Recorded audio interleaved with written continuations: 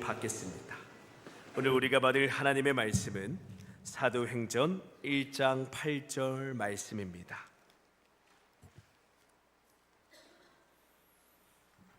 오직 성령이 너희에게 임하시면 너희가 권능을 받고 예루살렘과 온 유대와 사마리아와 땅 끝까지 이르러 내 증인이 되리라 하시니라. 이는 살아계신 하나님의 말씀입니다. 아멘. 이 시간 먼저 기를 부탁드립니다. 우리 옆에 분들 한번 인사하도록 하겠습니다. 성령의 권능을 받읍시다.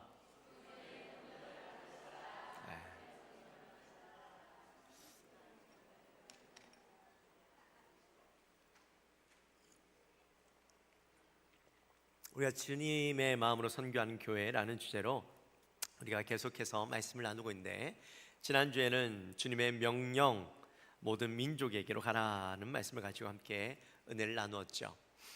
예수님께서 부활하시고 바로 승천하지 않으시고 40일 동안 제자들을 만나시고 그들에게 회복과 사명을 구해주시는 것을 우리가 나누었죠. 그리고 하나님께서 예수님에게 하늘과 땅의 권세를 이제 허락해 주시고 이제 모든 것의 주인 되시고 또 중심이 되시는 예수님께서 제자들에게 사명을 주십니다.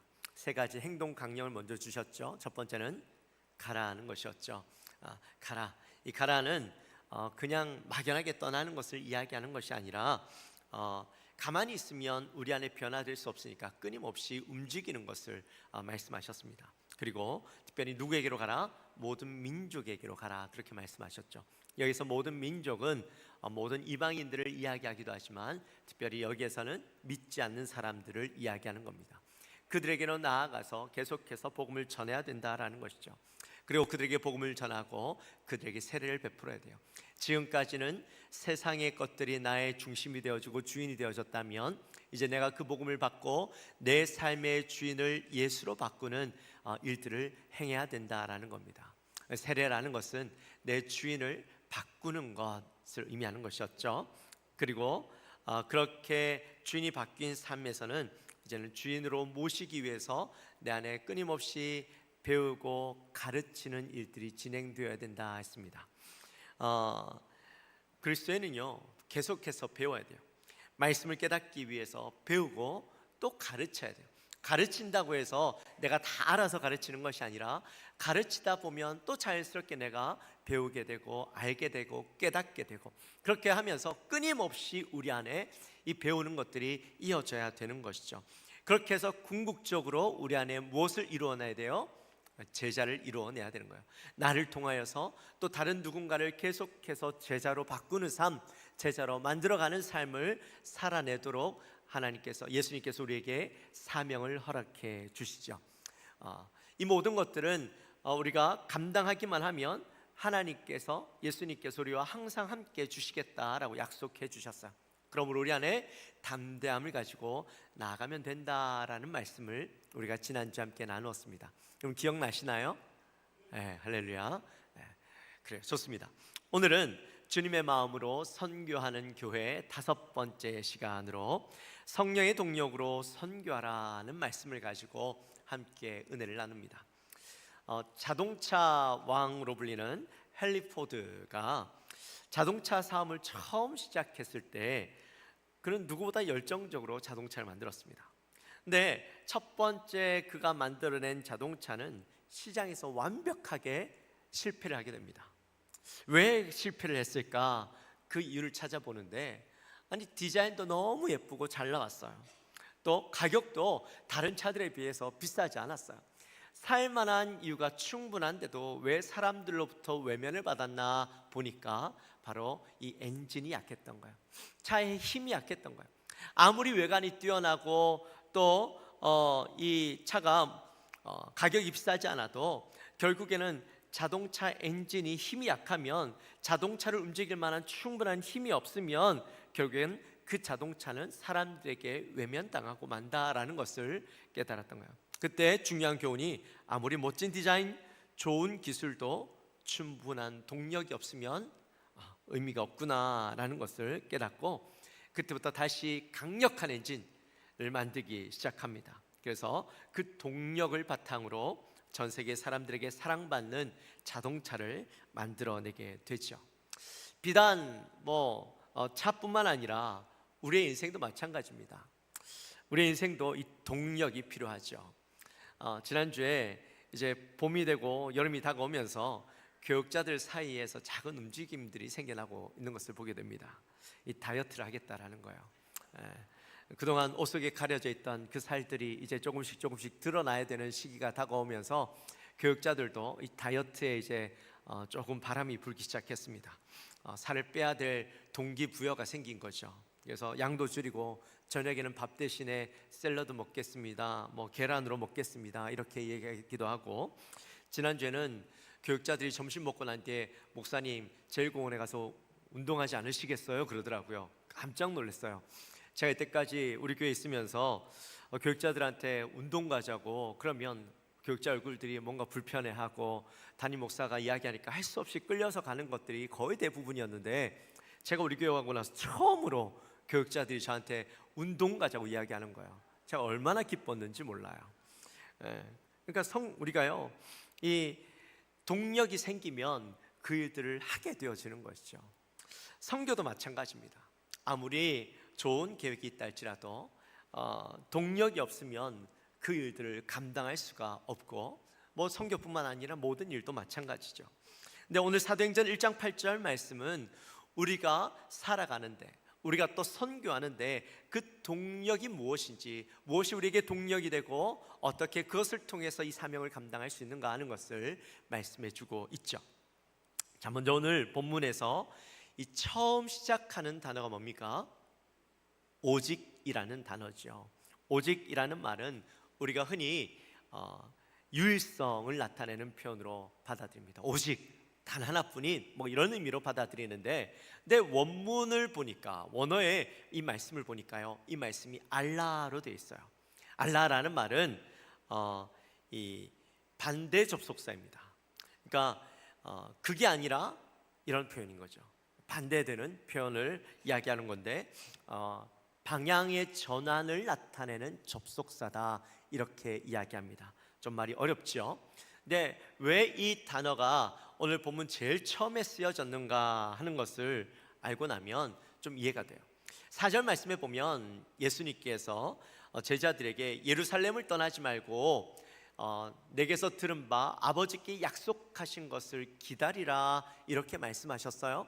네, 제자들이 이 말씀을 듣고 나서 예수님께 다시 질문을 합니다. 6절 말씀에서 주께서 이스라엘 나라를 회복하심이 이때이니까, 이렇게 질문을 하는 거예요. 자, 여러분, 이 제자들의 질문의 의도가 무엇이었을까요? 이 제자들이 지금 왜 이 하나님의 이스라엘 나라를 회복하심이 이때니까 이 말을 했던 그 이유는, 이제 예수님께서 부활하시고 난 뒤에 이제 진짜 기다리던 메시아, 그들이 생각하고 그들이 기대하던 정치적인 메시아의 모습으로 이제는 로마를 완전히 무너뜨리고 그들이 기대하던 하나님의 나라, 이스라엘 민족이 모든 것으로부터 독립하고 가장 우뚝 솟는 그런 나라가 세워질 것을 기대하는 마음으로 이렇게 이야기했던 것이죠. 예수님께서 이제 진짜 그 나라를 세우려고 하시나 보다. 예수님이 죽으셨다가 부활하신 것은 하나의 과정이고, 이제 진짜 우리가 원하고 기대하던 그 예수님의 모습, 메시아의 모습으로 나타나시려고 하시나 보다, 그렇게 기대하고 있는 거예요. 그 기대의 모습을 지금 이스라엘 나라를 회복하심이 이때이니까 이렇게 표현한 것이죠. 그러니까 예수님이 지금 제자들을 향해서 오직 알라, 이 표현을 통해서 그들이 지금 잘못 생각하고 있는 예수님의 생각과 이 제자들의 생각의 그 전혀 다른 방향, 시각, 그 생각들을 바꿔서 조정하시기 위해서 이 오직이라는 단어를 쓰셨다라는 거예요. 7절 말씀에 보면 제자들이 예수님께서 제자들에게 뭐라고 말씀하시냐면, 이르시되 때와 시기는 아버지께서 자기 권한에 두셨으니 너희 알 바가 아니요, 이렇게 말씀해요. 자, 지금 사람들의 관심, 제자들의 관심은 어디에 가 있어요? 때, 그죠? 시간에 가 있어요. 지금 우리가 지금까지 기대하고 원했던 그것, 그리고 그 시기가 지금인가? 라는 것에 그들의 모든 초점이 맞춰져 있는 거죠. 여러분, 우리의 기도는 어떻습니까? 우리의 기도도 그렇지 않나요? 언제 우리가 하나님 앞에 기도하지만 우리의 관심은 언제 내 기도가 응답될까? 하나님이 내 기도에 언제 들어주실까? 또 왜 지금 하나님은 나에게 침묵하시는가? 늘 우리는 이 시간에 맞춰져 있어요.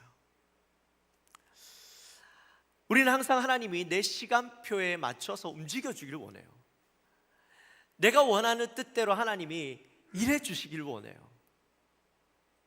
네, 이 말씀은 그런 내 중심적인 생각, 내가 원하는 것을 이루고 내가 원하는 때 그것들이 이루어지기 원하는 그런 마음들에 대해서 예수님은 그 시각을 바꾸고 그 방향을 바꾸시기 원하시는 거예요. 이 말은 지금 우리에게 필요한 것은 때가 아니라는 거예요. 우리가 원하는 때, 우리가 원하는 방법이 아니라 예수님은 오직 이 말씀을 통해서 너희들의 그 모든 생각과 방향을 바꿔서 지금 그 모든 것을 어디로? 하나님에게로 맞추라는 거예요. 때와 시기는 누구의 권한에 있다고요? 하나님 아버지의 권한 안에 있다는 거예요. 그러니까 우리는 때와 이 시간, 방법에 대해서 우리는 관심을 두고 있지만 지금 예수님은 아니라는 거예요. 너희들의 모든 관심은 바로 하나님께, 하나님의 방법에, 하나님에게만 방향성을 맞추고 너희들 나가기만 하면 돼 라고 말씀하고 있는 거죠. 너희들의 시선을 하나님께 고정하라. 또 하나님께 방향을 맞춰라. 그 말씀으로 지금 이 말씀을 하고 있는 거예요. 여러분, 사람들은요 모든 시각이 어디에 맞춰져 있습니까? 시간이 아니요 시각, 성공에 맞춰져 있죠. 그리고 이 성공이라는 것을 내가 얼마나 빨리 이룰 수 있을까에 다들 관심이 있어요. 그래서 그것을 향해서 열심히 달려갑니다. 근데 지금 예수님이 우리에게 원하시는 것은 우리가 성공이라는 것을 향해서 달려가는, 언제 그것을 빨리 이룰 수 있을까를 향해서 달려가고 있는 그 삶을 향해서 바꾸라는 거예요. 방향을 바꾸라는 거예요. 그리스도인들의 삶의 방향은 뭘까요? 그리스도인들에게 있어서 제일 중요한 건 뭘까요? 우리가 바르게 살아가고 있는가 하는 거예요. 우리가 바른 방향을 향해서 나아가고 있는가 하는 거예요. 교회도요 마찬가지예요. 교회도 우리의 관심은 뭡니까? 우리 교회가 언제 부흥할 수 있을까? 최근 들어 그 이야기 굉장히 많이 들어요. 우리 교회가 언제 부흥할 수 있을까? 우리가 어떻게 해야 부흥할 수 있을까? 네, 하나님이 우리에게 원하시는 건 그걸까요? 많은 사람들이 몰려드는 그때가 빨리 왔으면 좋겠다, 여기에 대한 관심을 가지고 나가길 원하시는 걸까요? 교회 재정이 어떻게 하면 더 많아질 수 있을까? 이 관심이 하나님이 우리에게 원하시는 것일까요? 지금 교회가 어려우니까 우리가 재정을 줄이고 우리가 좀 가만히 있자, 이게 하나님이 원하시는 것일까요? 이런 고민들이 사실 우리 안에 있어요. 실제적인 고민들, 또 우리가 실제적으로 하는 삶의 모습들이죠. 그렇지만 우리가 이런 시각 가운데 하나님은 우리에게 말씀하시는 거예요. 알라, 오직 뭐예요? 너희들이 그런 어떤 생각, 너희 중심적이고 어떤 너희의 좁은 시각에서 벗어나서 그 방향을 바꾸라는 거예요. 어디로요? 하나님께로. 하나님께서 우리에게 원하시는 것이 무엇인지, 우리에게 원하시는 방향이 무엇인지, 그걸 찾는 것이 중요한 것이지 지금 이게 중요한 게 아니라는 거예요.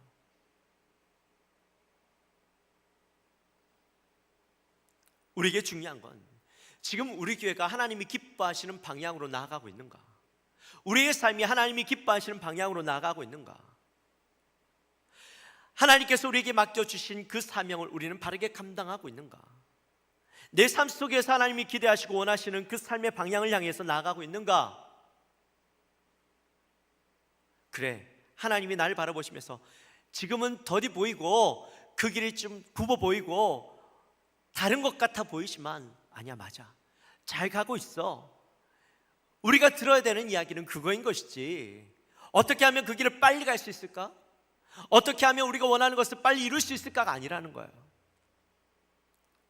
이런 우리의 시각들을 완전히 바꿔서 그 방향을 하나님께 맞추고 하나님이 원하시는 길을 우리가 가고 있는가를 바라보길 원하신다는 거예요.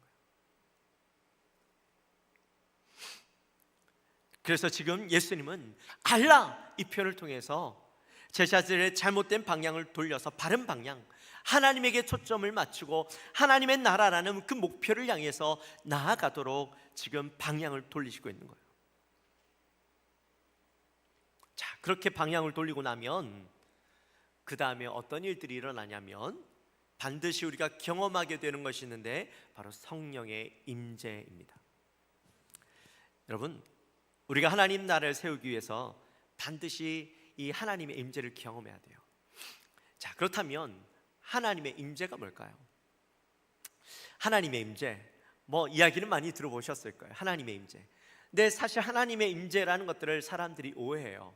하나님의 임재가 마치 이 2장에 나오는 성령의 어떤 그 기적들, 방언을 하고 막 치료의 사역이 일어나고 이런 일들을 성령의 임재라고 생각합니다. 근데 임재는 어떤 특별한 현상이 나타나는 것을 의미하는 것은 아닙니다. 정확하게 이야기하면 성령의 임재는 주인이 바뀌는 것을 임재라고 이야기합니다. 로마서 8장 9절 말씀해 보면 이렇게 얘기해요. 우리 같이 한번 읽어볼까요? 로마서 8장 9절 말씀 같이 읽습니다. 만일 너희 속에 하나님의 영이 거하시면 너희가 육신에 있지 아니하고 영에 있나니 누구든지 그리스도의 영이 없으면 그리스도의 사람이 아니라. 아멘. 자, 성령의 임재는 주님이 내 주인이 되어 주시고 주님을 위한 삶을 살아가는 것, 그게 바로 성령의 임재입니다. 요한복음 14장 16절과 17절 말씀에 보면 보혜사가 너희와 함께 거하리라 이렇게 약속하셔요. 또 바울이 그것을 통해서 갈라디아서 2장 20절 말씀에 보면 우리가 잘 아는 고백을 하죠. 우리 같이 한번 읽어볼까요? 내가 그리스도와 함께 십자가에 못 박혔나니 그런즉 이제는 내가 사는 것이 아니요 오직 내 안에 그리스도께서 사시는 것이라. 이제 내가 육체 가운데 사는 것은 나를 사랑하사 나를 위하여 자기 자신을 버리신 하나님의 아들을 믿는 믿음 안에서 사는 것이라. 아멘. 사도 바울이 내 안에 누가 살아요? 그리스도가 사는 것이에요. 이제는 그리스도를 위하여 사는 것이 바로 성령의 임재한 삶의 모습이라고 고백하고 있는 것이죠. 성령이 임하면 내 안에 모든 것의 주인이 예수 그리스도로 바뀌게 되어지고, 아까도 이야기했지만 내 어떤 중심적인 생각, 내 생각 또 내 시간, 내 뜻을 이루어내는 거기에 초점이 맞춰져 있던 것이 이제는 내가 아니라 하나님의 원하시는 삶의 방향으로 우리의 생각과 모든 것들이 바뀌어지게 되는 거예요.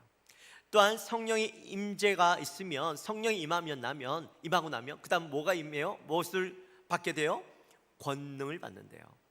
여러분, 권능이라는 말, 이 말은 헬라어로는 두나미스입니다.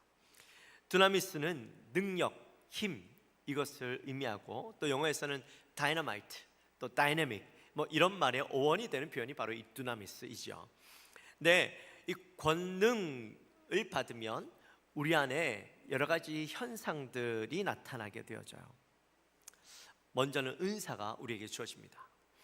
앞에서 성령의 임재를 우리는 은사 받는 것으로 생각했어요. 방언을 하거나 병자를 고치거나 귀신을 쫓아내는 능력, 그게 임재라고 생각했고, 또 어떤 사람들은 이것 자체가 권능이다라고 생각하는데, 물론 그 말은 틀린 말은 아니지만 정확하게 이야기하면 권능은 바로 하나님의 목적을 이루는 힘을 이야기합니다. 우리가 방향을 맞췄다면 이제 그 방향을 향해서 달려가는 힘이 필요하겠죠. 그래서 그 힘을 가지고 우리가 달려가는데 그 힘에는 여러 가지 능력들이 나타나고 여러 가지 어떤 현상들이 나타나는데 그 첫 번째가 바로 은사인 거예요. 사도행전 2장에서 성령의 충만함을 입고 제자들이 무엇을 해요? 방언을 하죠. 자, 지금까지 한 번도 말해본 적이 없던, 배워본 적이 없던 다른 나라의 언어를 가지고 그들이 말하기 시작해요. 근데 그 지역에서 왔던 사람들이 그 제자들의 방언 말함을 듣고 그 말을 듣고 누구를 알게 되어져요? 예수 그리스도를 알게 되어지는 거예요. 이 놀라운 일들이죠. 그래서 이런 놀라운 능력들이 나타나는데 이것이 바로 은사이고, 은사가 권능이 아니라 은사는 권능이라는 큰 능력 안에 있는 하나의 이 작은 능력에 불과한 것이죠. 병자를 치료하는 것도 은사고, 또 귀신을 쫓아내는 것도 은사예요. 이런 여러 가지 은사들이 바로 이 권능 안에 포함되어 있는 거예요. 우리가 가장 많이 하는 실수, 바로 이 권능, 또 성령의 임재, 이것을 은사로만 바라보는데 그거 아니라는 거예요. 권능을 받으면 우리 안에 이 은사가 나타나게 되는 거죠. 또 권능은 은사도 있지만 연약함을 강함으로 바꾸는 그런 힘도 존재합니다. 존 파이퍼 목사님이요, 이런 이야기를 했어요. 권능은 다이너마이트 같은 폭발적인 힘이다, 이렇게 말씀을 하셨어요. 베드로가 성령의 권능을 입기 전에는 시골뜨기 고집센 그런 사람이었죠. 무식한 어부였습니다. 예수님과 3년을 함께 보내지만 여전히 예수님의 말귀를 못 알아먹고, 또 예수님을 3번이나 부인하고, 또 그런 부활하신 예수님을 만났지만 자기 자신이 너무 부끄러워서 예수님과 함께 할 수 없고 그 낯을 볼 수 없어서 예수님을 떠나 고향으로 가서 고기를 잡고 있는 그런 소심한 사람이 베드로였어요. 근데 그가 성령을 받고 성령의 임재를 누리고 그가 권능을 받으니까 지금까지는 소심하고 또한 그 안에 이 입술이 부족하여서 사람들에게 무시받던 그런 사람이 이제는 그가 사람들 앞에서, 많은 사람들 앞에서 복음을 증거할 때에 그곳에서 3,000명이라는 사람들, 5,000명이라는 사람들이 그 베드로가 전했던 복음을 듣고 주님 앞으로 돌아오는 놀라운 역사들이 일어나고, 또 예수님을 십자가에 못 박았던 사내들인 공회원에 가서 그들 앞에서 담대하게 예수 그리스도가 메시아라고, 예수 그리스도가 부활하셨다라고 담대하게 증언하면서 범인인 줄 알았던 그가 어떻게 저렇게 말을 잘하고 능력 있는, 어떻게 저렇게 분명하게 말씀을 선포할 수 있느냐 놀래게 만들었던 그런 일들이 일어나게 되어지는데, 이것이 바로 권능인 것이죠. 성령의 권능을 통하여서 그에게 연약함이 강함으로 바뀌어지는 놀라운 역사들이 일어나게 되었던 것이죠. 고린도후서 12장 9절 말씀에 보면 내 능력이 약한 데서 온전해진다 말씀해요.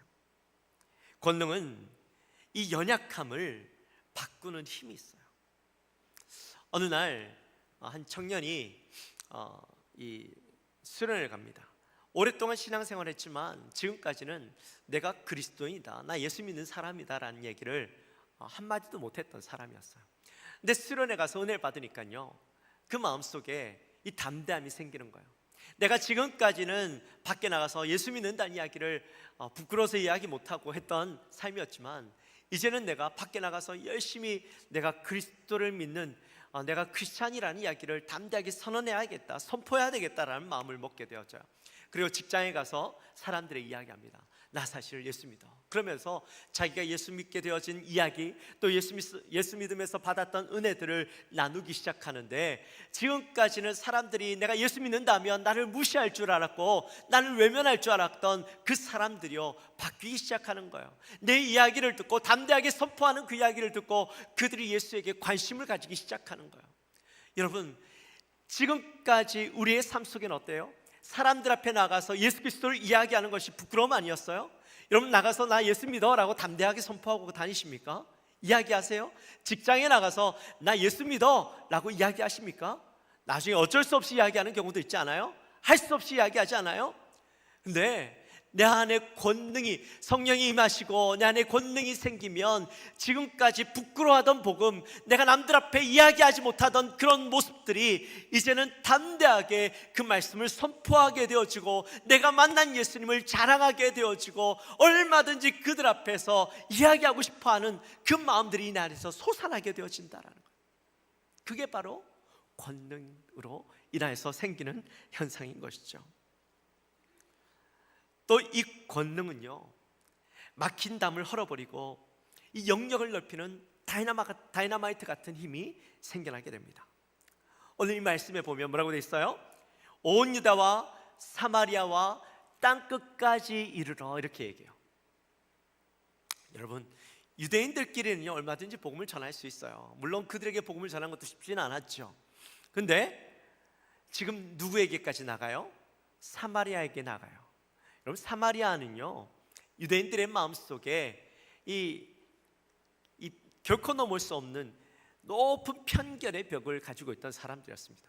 얼마나 두꺼운 벽을 가지고 있는지 그들을 사람 취급도 하지 않았고, 우리가 큐티함에서 나눴지만 그들 향해서 개라고 이야기할 만큼 엄청난 편견의 벽을 가지고 있었던 사람이었어요.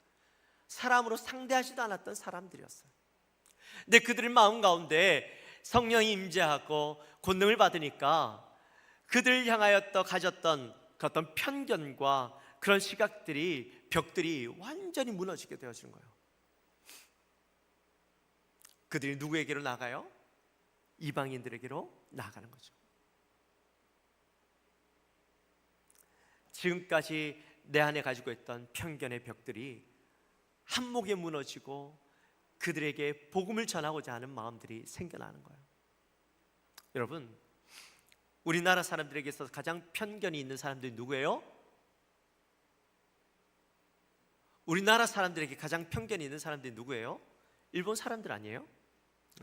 일본 사람들 하면 무조건 일본은 이겨야 되는 거죠. 그렇죠? 이유가 없어요. 무조건 이겨야 돼요. 아무리 일본 사람들이 뛰어나더라도 일단 이기고 봐야 되는 거예요.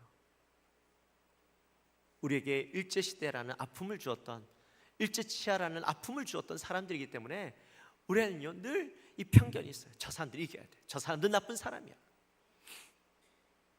네, 그런 편견의 벽이 우리에게 있지만 이 편견의 이 벽이 무엇으로 무너뜨려야 돼요? 복음으로. 우리가 복음을 받고 나면 그들을 향해서 복음을 전하고자 하는 마음들이 생겨나는 거예요. 그들도 예수님을 알아야, 예수님을 만나야 그들의 인생이 바뀔 수 있다라는 그 편견의 벽이 허물어지면서 복음을 전할 수 있는 마음이 생기게 되는 거예요. 여러분의 마음속에 있는 편견의 벽 누가 있습니까?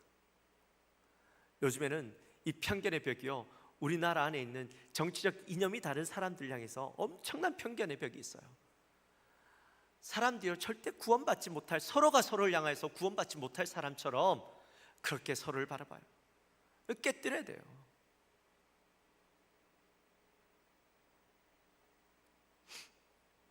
우리 안에 성령이 임하면, 우리 안에 성령이 임하면, 우리가 권능을 받으면 그런 편견의 벽이 무너지고 그들을 사랑하고 그들을 품게 되어지고 그들에게도 담대하게 복음을 전하며 그리스도의 사랑으로 나갈 수 있는 마음들이 우리 안에 생겨지게 되는 것이죠. 이게 바로 성령의 권능이에요. 또 성령의 권능은 죄를 이기는 힘이 생기게 됩니다. 지난주에 항종직 수련회 강사로 오셨던 박효진 장로님이요 그런 간증을 하셨어요. 교회는 오래 다니는데 집사생활을 오래 했대요. 근데 교회는 다니지만 몸만 교회만 왔다 갔다 할 뿐이지 육신은 온갖 죄로 쪄들어 있는 삶이었다는 거예요. 술 좋아하고 나쁜 짓도 많이 하고 담배도 많이 피고 하루에 뭐 2갑 이상씩 폈다 그러면서 막 그런 얘기를 하시더라고요. 나쁜 집사로서 오래 신앙생활을 했는데 어느 날 이제 가장 친한 집사님과 대화를 나누었는데 그 집사님이 이제 나중에는 담임 목사님이 되셨다 하시더라고요. 근데 그 집사님과 대화를 나눈 중에 어느 순간 갑자기 예수님이 믿어지고 그 안에 그 인생이 완전히 바뀌어지는 순간이 생기는 거예요. 근데 그때부터 이 박효진 장로님이 그렇게 좋아하던 술, 그렇게 좋아하던 담배가요, 꼴도 보기 싫은 거예요. 갑자기 이 늘 나쁜 짓, 이렇게 나쁜 짓이 뭔지는 잘 모르겠어요. 그것까지 설명 안 해주더라고요. 근데 나쁜 짓을 너무나도 익숙하게 잘 해왔던 일들인데 갑자기 그 일을 하려고 하니까 마음에 자꾸 부담이 생기고 갑자기 심장이 막 벌컥벌컥 벌렁벌렁 뛰는데 도저히 그 일을 할 수 없게 되었다는 거죠.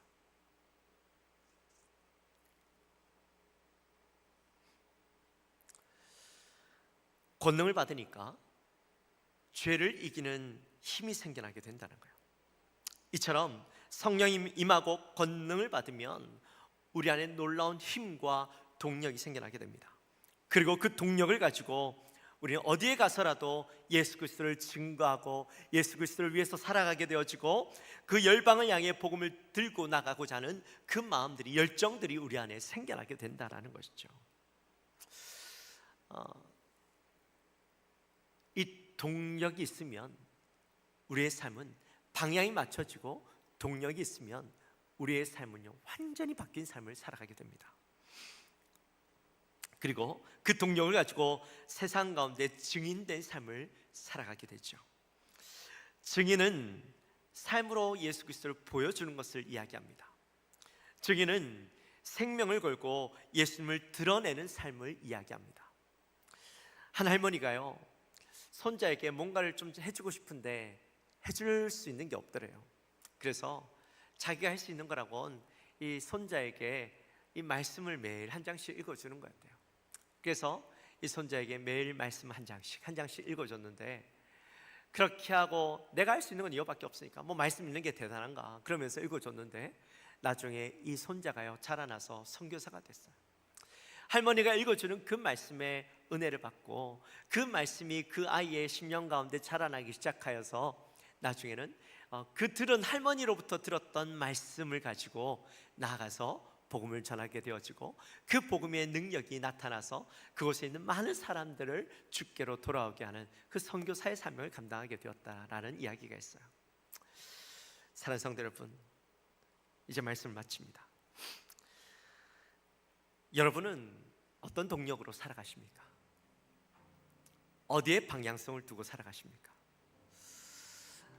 우리가 그리스도를 믿지만 여전히 제자들처럼 내가 원하는 것, 내 생각, 내 뜻, 그것을 위해서, 그것을 이루기 위해서 그 방향을 향해 나가고 그 뜻을 이루어낼 것을 기대하며 그 동력으로 여러분들의 삶을 살아가고 있지는 않으십니까?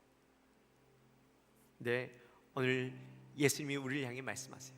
오직 알라, 너희들의 그 생각의 방향을 바꿔, 너희들의 그 방향을 바꾸고 너희들의 그 시각을 바꾸고 이제는 예수 그리스도, 하나님이 원하시는 그 나라를 향해, 하나님이 세우시기 원하시는 그 나라를 향해 너희들의 방향을 맞춰. 그리고 성령의 임재와 권능을 받아.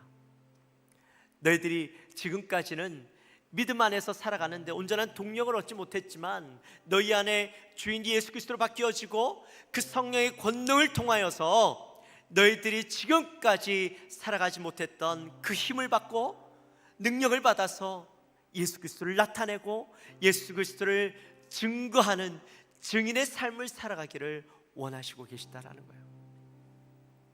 오늘 이 자리에 나와 계신 모든 성도님들도 바로 그 알라, 또한 성령의 권능 두나미스를 통하여서 여러분의 인생이 예수 그리스도의 증인된 삶, 그 삶을 살아가게 되시기를 주님의 이름으로 축원합니다.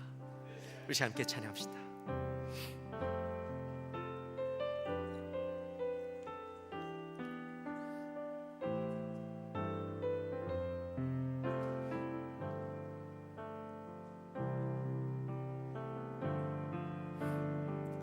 오소서 진리의 성령님, 이 땅은 들며 임하소서. 거짓과 탐욕 죄악에 무너진 우리 가슴 정케 하소서. 오소서 은혜의 성령님, 오소서 은혜의 성령님 하늘 가르고 임하소서. 거룩한 불꽃 하늘로서 임하사 타오르게 하소서. 주 영광 위에 부흥의 불길 타오르게 하소서. 진리의 말씀 이 땅 새롭게 하소서. 은혜의 강물 흐르게 하소서. 성령의 바람 이 땅 가득 불어와 흰 옷 입은 주의 순결한 백성 주의 영광 위에 이제 일어나 열방을 치유하며 행진하는 영광의 그날을 주소서. 부흥의 불길 타오르게 하소서. 진리의 말씀 이 땅 새롭게 하소서. 은혜의 강물 흐르게 하소서. 성령의 바람 이 땅 가득 불어와 흰 옷 입은 주의 순결한 백성 영광 위에 이제 일어나 열방을 치유하며 행진하는 그 왕의 그날을 주소서. 할렐루야. 우리 시간 기도합시다.